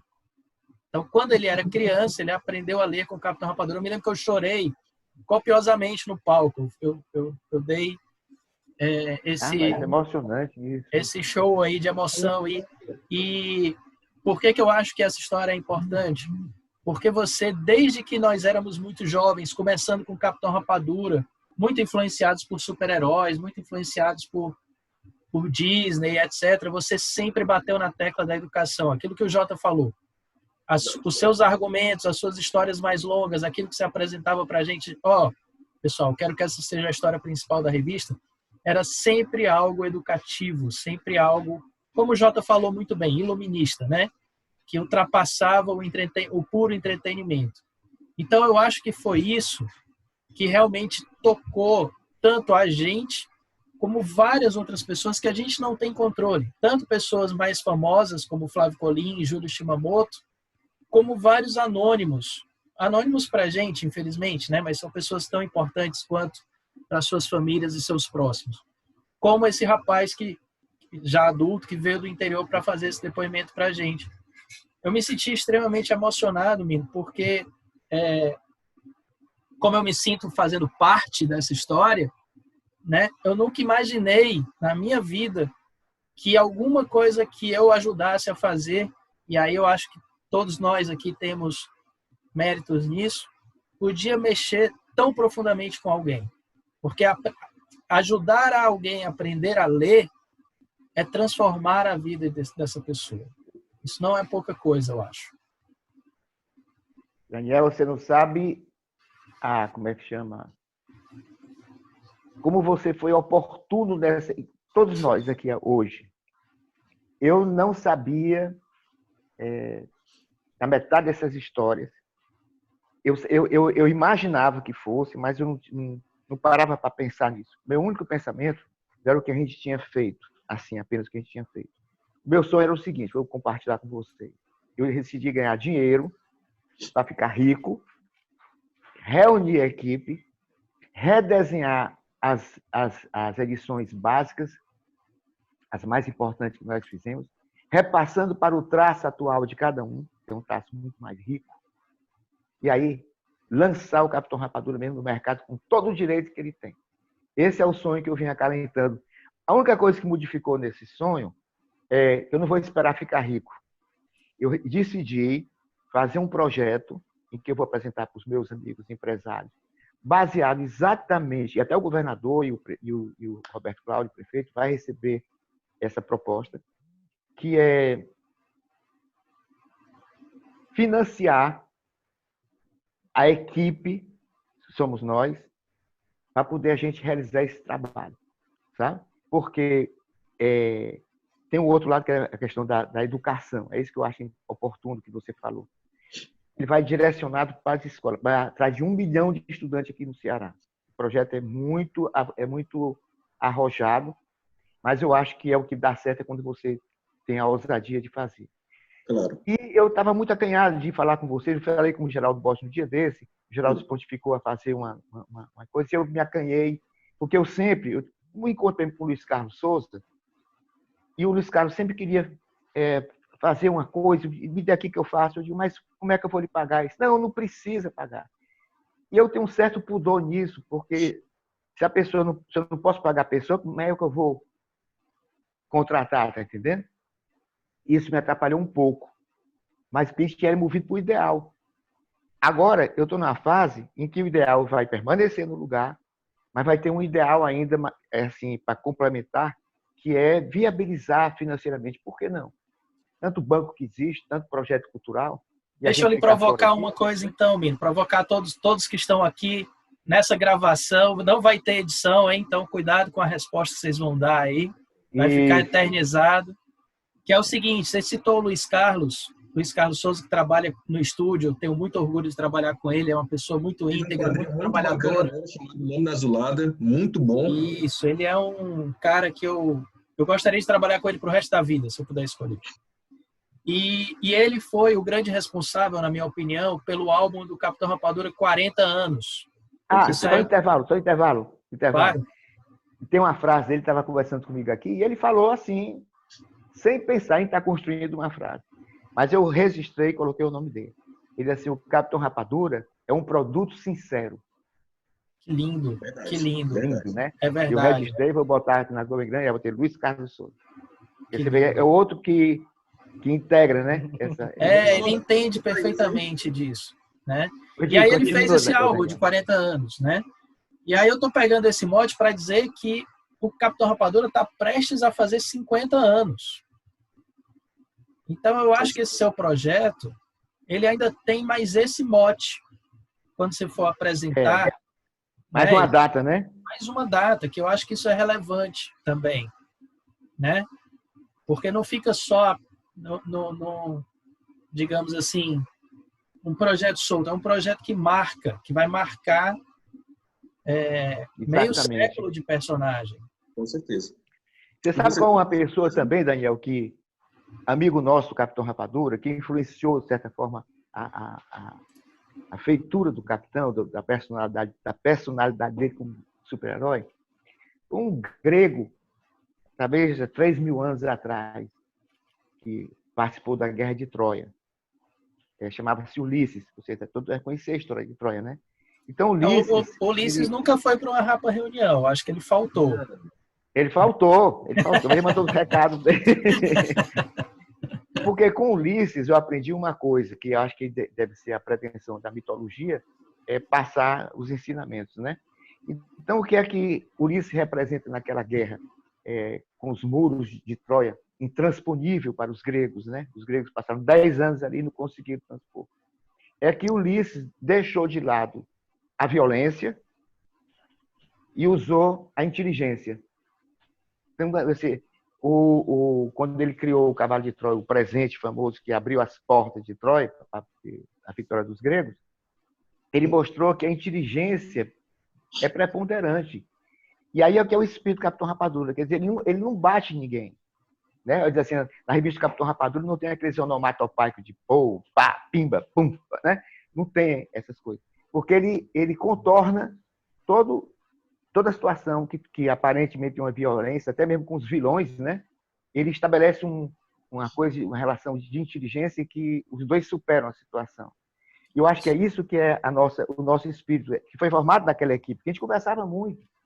Nós conversamos muitas coisas, né? A gente comemorava, a gente se juntava para poder fazer. Foi um período realmente de ouro. E aí eu estava dizendo assim, vamos fazer aquele negócio de volta para o passado e volta para o futuro. Né? Vocês topam fazer uma retomada dentro da possibilidade da vida de cada um? Quer dizer, eu sei como é que está o Geraldo no Chile, eu sei como é que está o Daniel aqui, o JJ, mas se pode cada qual abrir um espaço, uma janela, para poder enquadrar numa retomada para valer do Capitão Rapadura? Vocês topam isso? Vou começar com a resposta, vou pedir a palavra para começar com a resposta. Prometo que vou responder, não vou enrolar, vou ser absolutamente direto. Aliás, vou começar com a resposta, já que eu sou jornalista, vou começar com a lead. Assim como fiz questão de participar do álbum do Capitão Rapadura 40 anos, né? Faço questão de todas as minhas aulas de cartoon do meu curso de desenho incluir o Capitão Rapadura como uma maneira de homenageá-lo, como uma maneira de registrar um personagem que faz parte da minha vida. Faço questão de estar em qualquer projeto futuro do Capitão Rapadura, especialmente se eu puder colaborar mesmo, se eu tiver algo a somar, né? Então, sim, a minha resposta de imediato é sim, Mino, mas eu só queria acrescentar, era isso que eu ia dizer antes, que eu acho que uma das suas grandes genialidades é conseguir criar um personagem educativo sem ele ser chato. Isso. E a grande inteligência dele, né? Ele não usa violência, ele usa da inteligência, mas a inteligência, e a sua inteligência prova isso, né? Está intrinsecamente ligada ao humor. Então, o Capitão Rapadura, você também sempre usou essa frase, é um personagem engraçado sem ser gaiato, se eu não me engano, era essa frase que você falava. Então, ele consegue ser inteligente e engraçado. Isso tira qualquer carga daquela educação chata, né? O Capitão Rapadura, para mim, é um grande exemplo para pedagogos, é um grande exemplo para professores que queiram encantar seus alunos, mas sem os alunos acharem aquilo um tédio, né? Os alunos realmente se encantando com aquela história. Então, você com o Mandala Tabajara, né? Com a espada quebrada que o Jota lembrou, né? Os ETs. Os ETs, a Iracema, né? Foram muitas grandes Visões do Ipu. Visões do Ipu. Foram grandes histórias que você criou e que tinham esse espírito, né? Que ensinavam, davam grandes lições, né? Edições especiais de Natal, né? Que você falava de Jesus, que você um presente para Jesus. Você criou uma árvore de Natal nordestina, eu me lembro disso também, né? Ali tinha muito humor, tinha muita leveza, né? E aí por isso eu acho que você chegava no coração das pessoas, das crianças, dos adultos, e as pessoas aprendiam a ler com o Capitão Rapadura, né? E as pessoas que leram, seja muitos leitores ou poucos leitores, não esquecem o Capitão Rapadura. Né? Daniel, dá para explicar aqui, contar uma historiazinha rápida? Dá, a gente tem.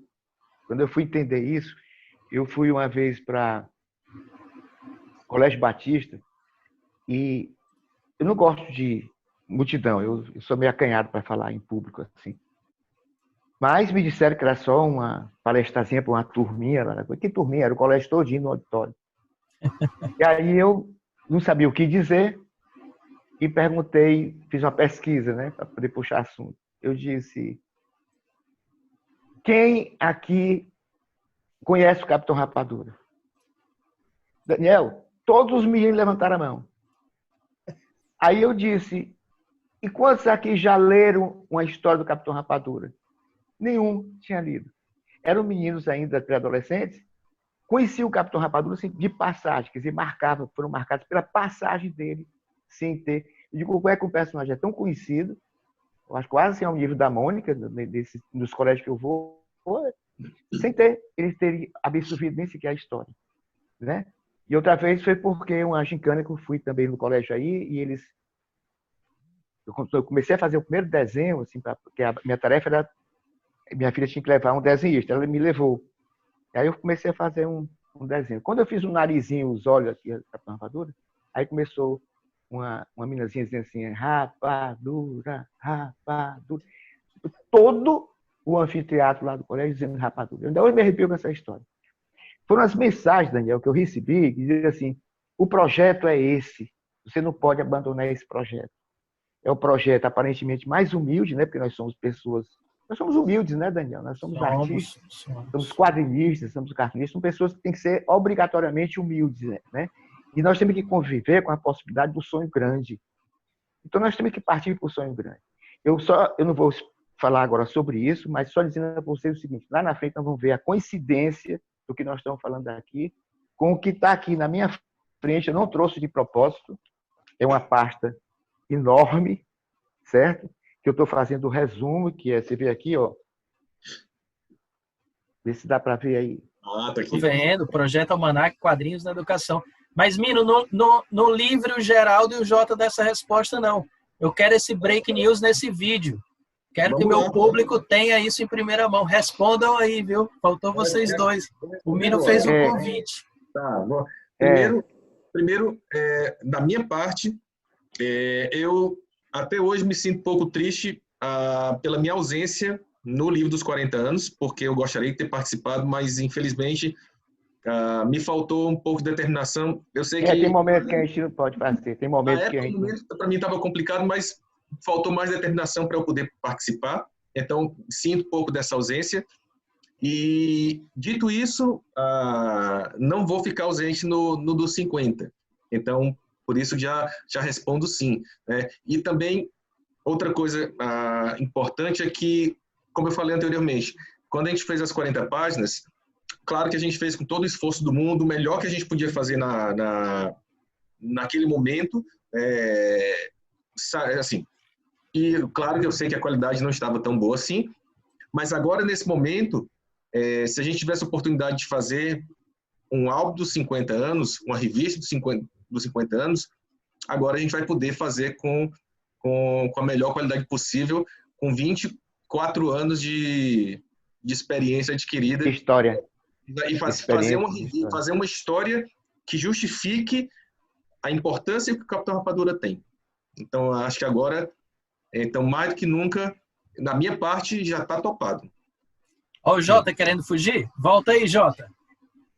Rapaz, a bateria do meu celular está quase acabando. Eu vou ter que pegar um carregador e colocar aqui.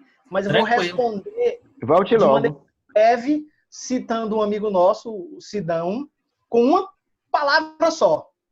Abre aspas, demorou, fecha aspas. Olha, eu vou dizer aqui uma coisa, Daniel, muito importante.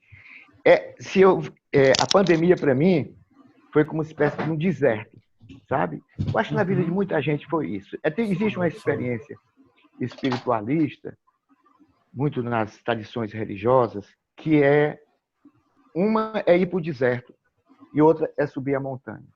São duas experiências top. O deserto é quando você se horizontaliza com você mesmo. E você vai compreender, por exemplo, qual é a sua missão, qual é o seu trabalho, né? E a montanha significa a que ponto essa sua visão horizontal está de acordo com o plano divino, com o plano cósmico, que é a conscientização. Então, nessa pandemia, eu notei, depois dessa confusão toda, desses presidentes que estão por aí, desses políticos que estão por aí, gerindo os negócios da agência, esse descaso com o meio ambiente, o descaso com a própria educação, eu cheguei à conclusão que a missão nossa é restabelecer um critério que foi criado há muito tempo atrás e que perdeu força. Que ele dizia assim, a prioridade é saúde e educação. Sempre foi consagrado isso. Eu, hoje, baseado nos meus grandes amigos educadores e mestres que eu tive, é que a educação está em primeiro lugar, porque sem educação não existe saúde. Sem educação nós não estaríamos conversando aqui. Então, ela é a prioridade das prioridades. Eu cheguei até a fazer uma frase que eu não publiquei, que eu achei muito audaciosa, assim, um pouco ferina. Eu botei assim, um país que não prioriza a educação vira Brasil. Porque eu cheguei à conclusão que o Brasil está com esse atraso cultural que nós estamos vivendo por causa da falta da prioridade da educação e não só da falta de educação, que mexeram na educação. Tiraram da escola a coisa mais importante que tinha, que é a formação. É uma escola que instrui, joga você engenheiro, joga você como médico, inclusive super competente, mas não joga você formado. Porque a formação era tida antes na escola fundamental. E a escola fundamental se perdeu. O Ziraldo falou uma vez sobre isso aqui no Ceará, que é mais importante do que o ensino universitário, que o ensino médio. O problema do Brasil é o ensino fundamental. É assim, vamos retomar essa luta, porque não adianta discutir política, não adianta ficar nessa história de esquerda e direita, de essas coisas vocês estão vendo hoje em dia acontecendo. O caminho é retomar, tirar a educação, essas prioridades, da boca dos políticos, porque eles começaram a falar, todo o discurso que eles faziam, dizendo, no meu governo a prioridade é a educação. E nenhum priorizou a educação. Os poucos que priorizaram foram expulsos, foram colocados para fora. O Brizola foi um dos que tinha esse pensamento sobre a educação, no tempo do Darcy Furtado, Darcy Ribeiro, e o Lauro Oliveira Lima, os grandes educadores daqui, que dizia, o Paulo Freire, que é a base desse projeto aqui que eu estou fazendo, é uma frase dele, que diz que a educação não transforma a sociedade, mas sem ela, tão pouco a sociedade se transforma. É a frase, vamos dizer assim, pilar, né? A frase básica é isso, quer dizer, é retomar com a educação. E nós vamos partir para cima disso, usando todos os personagens, Babau, Lalau, tudo, brinquedo, todos eles, com histórias que têm que ser repassados, os valores, para os meninos entenderem que a vida não é só futebol, mas é futebol com o espírito do futebol, o espírito do atletismo, com a educação contida no esporte. Não é aquela coisa, hoje em dia o pai vê o menino bater a bolinha, já sonha com o menino indo para a escolinha para poder virar um ídolo para jogar no Maracanã. Quer dizer, tudo é carreira, tudo é dinheiro. Não, rapaz, futebol é uma brincadeira. Vamos ensinar as pessoas, vamos brincar. O menino sabe nadar bem, o rato tem 3 técnicos em cima dele para ele ser campeão mundial. Isso é um peso muito grande em cima da geração. O esporte foi feito para moldar o caráter. Tudo foi feito para moldar o caráter. O trânsito precisa de pessoas com caráter moldado. Esses políticos que estão aí, tem as raras exceções, mas não vou falar das raras exceções. Mas, a grosso modo, que fazem essas coisas muito erradas para o país, são pessoas instruídas, tudo formado, são até doutores, mas a corrupção que é mais feita por eles, porque eles foram instruídos, mas não foram formados. Geralmente, as pessoas de formação têm a sua formação no pai, na mãe e nos avós. A escola fazia isso, não faz mais, porque tiraram da escola filosofia, história, tudo que é mais importante, tiraram. E aí, esse projeto é para retomar isso, usando como recurso visual, para os meninos entenderem melhor, todo tipo de ilustração, inclusive os cartoons e os quadrinhos. Textos pequenos, condensados, simples, as grandes verdades, os grandes valores, falando inclusive sobre a pátria, porque é um equívoco. Ninguém conhece o Brasil. Não é conhecer o Brasil do Oiapoque, que é o Chuí, não. É conhecer o conceito de Brasil, de pátria. O que é pátria? O que é nação? O que é país? Né? Por que a gente tem uma bandeira? Como é que a gente deve amar a bandeira? Até a bandeira, hoje em dia, é amada de forma equívoca. Você não pode se fanatizar com verde e amarelo, não. Você tem que honrar o compromisso com o verde e amarelo na hora do imposto, para pagar, para não sonegar, para não enganar os outros, porque tudo é uma coisa ligada. É a única coisa que une religião e Estado e espiritualidade e matéria é quando você cumpre bem os seus deveres e você tem consciência disso. O menino hoje, o pré-adolescente, o adolescente não sabe. Ele vive sem o fator principal da educação, que na Igreja Católica ele chama cosmovisão. A cosmovisão é você entender que existe o universo e os multiversos, né, como hoje está sendo chamado, que vem descendo para a galáxia, vem descendo para o planeta, vem descendo para os continentes, vai descendo para o país que você mora, para o estado onde você mora, para chegar até o bairro onde você mora, chegar na casa onde você mora, chegar na família onde você vive e chegar em você, que é o encontro do self, do eu, com a outra ponta lá no centro do universo, que é a ideia divina. Então, se a pessoa não tiver essa noção de que está aqui, num universo super habitado, que a gente não está só, você vai ser drogado. A humanidade está toda drogada. Tem a metade nas drogas oficiais, a outra nas drogas da farmácia. Todo mundo está tomando Lexotan, todo mundo fazendo antidepressivo, todo mundo está indo na maconha, está indo. Eu não sou contra nada disso, porque nós estamos precisando disso. O único remédio que tem para essa alienação, ou seja, pela falta de conscientização, é a droga. Que no sentido grego... Uma coisa importante do Capitão Rapadura, isso é um legado que, para mim, deixou, e eu acredito para muita gente também, é que o Capitão Rapadura, embora seja um personagem simples, é um super-herói simples, comparando com, digamos assim, comparando com Capitão América, Homem-Aranha, é um super-herói simples, porém especial. E aí, por isso que as pessoas se identificam muito com o Capitão Rapadura, porque mostram que mesmo qualquer pessoa, independentemente de quem seja, se trabalha com isso, se mora em tal bairro, se vive em tal país, se vive em tal situação, mas ela também é uma pessoa especial. Porque embora seja uma pessoa, entre aspas, ordinária, uma pessoa comum, né, mas tem um potencial de se tornar uma pessoa especial. Então, essa chama, esse potencial, o Capitão Rapadura representa para as pessoas. Por isso que o Capitão Rapadura, principalmente nos dias de hoje, tem e deve ter uma relevância para a sociedade, deve poder dar essa contribuição e, como você bem falou, a educação ela é libertadora, porque as pessoas hoje vivem numa escuridão e acho que só a educação é que é capaz de tirar essas pessoas da escuridão e ampliar os limites. Eu acho que a função do Capitão Rapadura ainda é extremamente fundamental na sociedade que a gente vive hoje. Gente, eu estou dividido aqui entre tristeza e alegria. Tristeza porque nosso tempo está esgotando e a gente tem muito mais do que conversar. Eu queria, só em ouvir o Mino, eu tenho vontade de passar dias e dias ouvindo, né? Quero dizer aqui, extraoficialmente, mesmo estando gravado, que antes do Mino entrar, a Rapa Equipe, né, eu, Geraldo e Jota, combinamos de nos encontrar mensalmente nesse formato. E aí fica o Isso. convite a você, Mino. E aí a gente não grava mais, é só pra gente. Não seria Só um pra programa, gente. Ótimo, certo? ótimo, Só pra gente ótimo. conversar, aprender, trocar ideias. Os nossos A gente ouvintes, grava depois o resultado das nossas reuniões. Aí ótimo. você grava e se bota no... Nossos ouvintes vão ficar com um gostinho de quero mais, mas eu acho que não tem melhor maneira de fechar esse papo do que com o discurso que você fez, Mino. E eu acho que esse discurso, quando você falou do universo, né, da questão cósmica, eu acho que você fechou muito bem, porque você fechou com a conexão. O tempo todo no nosso papo, na nossa história, nós falamos de conexão, de pontos que se juntaram, né? Você falou de pontos fundamentais na sua história que sem eles a gente não iria se encontrar, o Geraldo também, o Jota também, eu também. E esses pontos, eles não estão aí por acaso.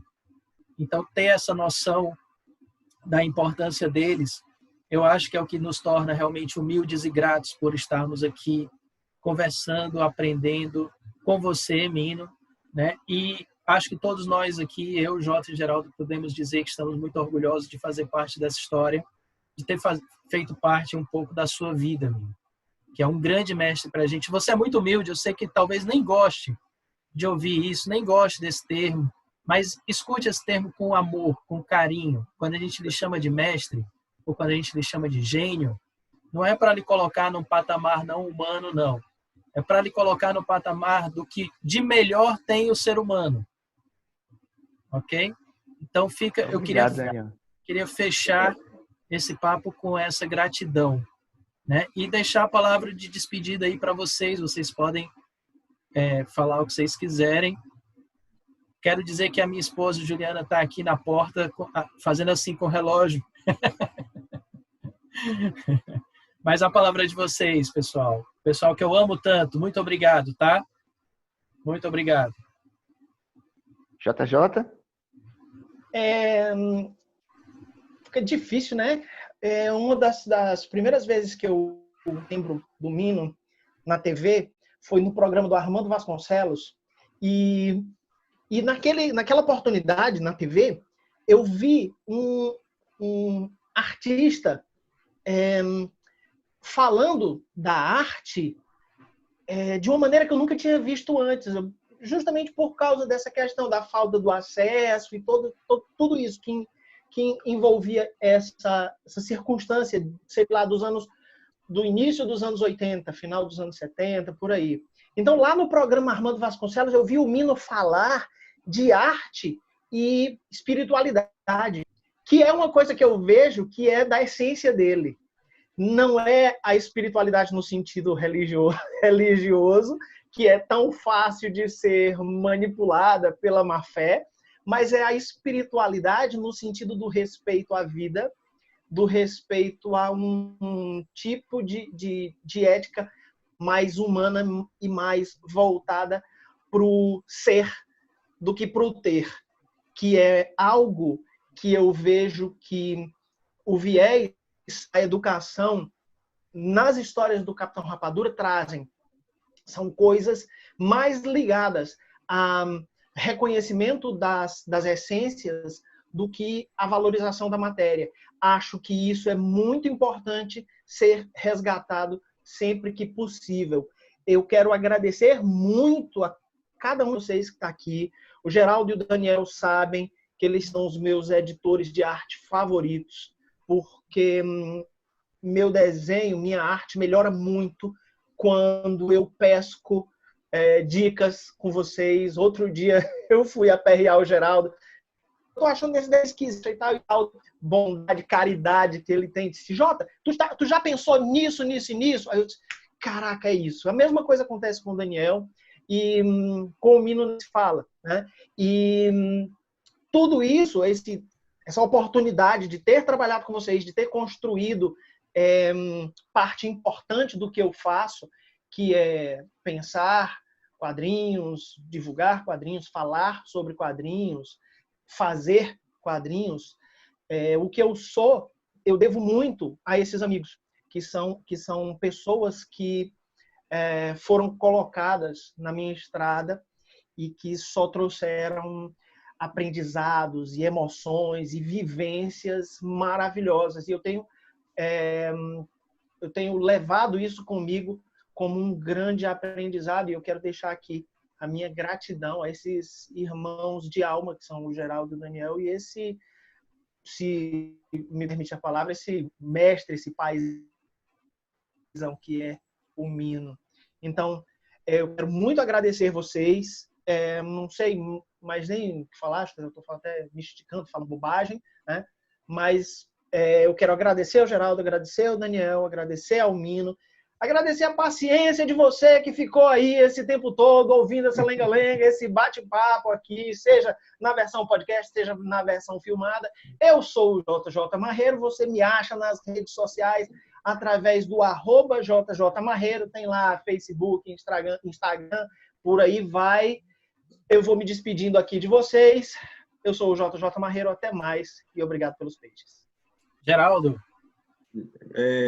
Olha, eu só tenho que agradecer a Daniel, ao Jota, pela amizade, porque vocês foram pessoas muito importantes na minha vida e assim, somos grandes irmãos não necessariamente de sangue, mas de alma e espírito. Então, foi muito bom tê-los encontrado e estarmos juntos até hoje. Toda vez que a gente se encontra, parece que a gente nunca se separou, por assim dizer. E um obrigado assim, especialíssimo ao Mino, né, que foi a pessoa que proporcionou uma mudança na vida de cada um de nós, e tenho certeza que proporcionou a mudança através do Capitão Rapadura, dos cartoons e do trabalho dele, na vida de muita gente que ele nem imagina, né, como ele mesmo comentou, e a gente não tem ideia do poder das nossas ações. Então, eu só tenho que agradecer que, embora a gente esteja passando por uma pandemia, grandes problemas, grandes obstáculos, eu me considero uma pessoa feliz, né? Tenho uma família, e a gente batalha junto, vocês também, e muito dessa felicidade partiu da iniciativa de um mestre convidar 3 jovens para fazer uma história em quadrinhos, né? Então, eu lhe agradeço do fundo do meu coração, Mino, porque tem uma enorme dívida, um enorme débito de gratidão que eu vou demorar muitas existências para pagar. Provavelmente não vou conseguir, mas vou tentando. Então, muito obrigado. Mino. Olha, eu vou... a tônica principal foi gratidão, né? E eu também tenho essa imensa alegria de ter encontrado vocês na minha vida. Então, a quem eu vou agradecer? Eu vou agradecer a Deus Nosso Senhor, porque Ele é o autor de tudo isso. E a gratidão que a gente deve ter é com Ele. Hoje de noite, cada qual faça uma pequena oração, diz obrigado, meu Deus, obrigado, Senhor, obrigado, Jesus, porque realmente tudo vem dEle. E dele é o respaldo para a gente construir essa parte do sonho que ainda dá falta realizar, que é fazer o Capitão Rapadura chegar com tudo no mercado da maneira diferenciada como nós fizemos, como nós criamos, para que tudo dê certo e a gente possa influir um pouco na vida nacional. Aquela história do passarinho, Daniel, do incêndio da floresta, estava um incêndio da floresta, os animais todos estavam do outro lado do rio, elefante, rinoceronte, leão, tigre, aquela coisa toda. E o passarinho, ele enchia o biquinho de água e ia lá para cima do incêndio e jogava aquele pinguinho, aquela gotinha. E os animais tudo mangando dele, tudo levando na troca. Aí ele disse, por que vocês estão rindo aí de mim? Ele disse, olha, você um pingo d'água no biquinho desse, vai apagar incêndio por nenhuma. Ele disse, eu estou fazendo a minha parte. Façam porque vocês não fazem de vocês. Então, esse nosso projeto pode ser essa filosofia do pingo d'água do bico do passarinho. Mas nós vamos fazer, se Deus quiser.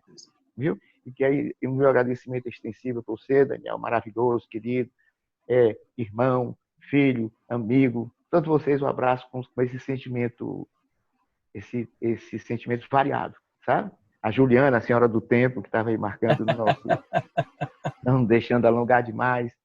Hoje eu faço 20 anos de casado, temos um almoço marcado, menino. Olha aí, eu vou tomar um vinho aqui por conta disso. Pronto.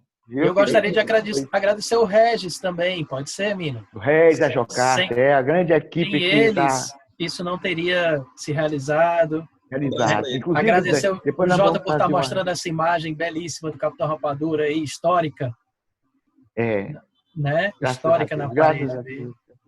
Vamos ter um encontro com todos nós para poder tomar o chibel, tomar o suco do Capitão Rapadura, que é o suco da força. Suco mágico, né? Olha, então, para frente, eu vou entrar em contato com vocês depois pelo velho telefone, né? Sem dúvida. Para poder a gente armar, eu mostrar a vocês o projeto em primeira mão, certo?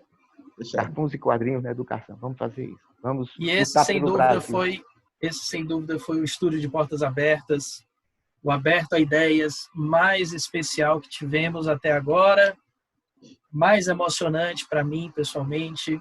Então, eu gostaria de agradecer também todas as pessoas que estão ouvindo e vendo esse episódio, né? Peço que curtam, compartilhem, né? Se inscrevam no canal, ajudem a divulgar o nosso trabalho, ajudem a espalhar essa ideia que envolve educação, arte, Capitão Rapadura, né? E pessoas que são passarinhos com um pouquinho de água, tentando fazer a sua parte. Muitíssimo obrigado a todo mundo, muitíssimo obrigado a vocês. Até a próxima.